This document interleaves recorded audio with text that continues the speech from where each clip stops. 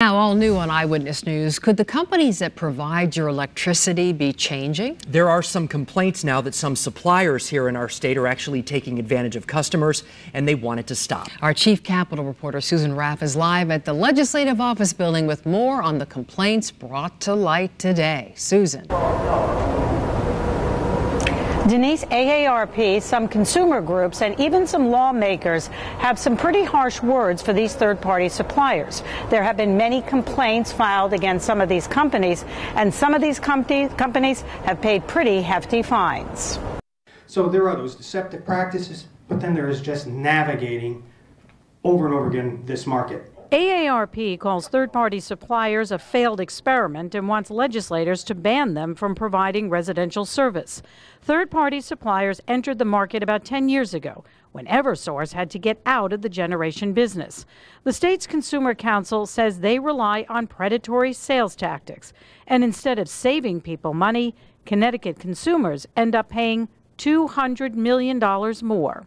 There's just too much money in this market. There's too many players. The marketing is too aggressive.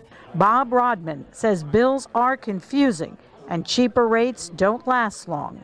It sounds good and without thinking about what the price really is going to cost you and the fact that you have to follow it.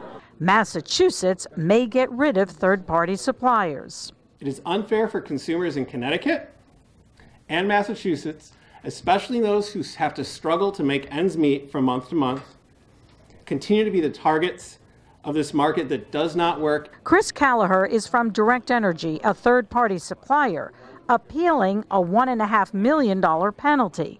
Callagher says there may be some bad players, but he has a solution.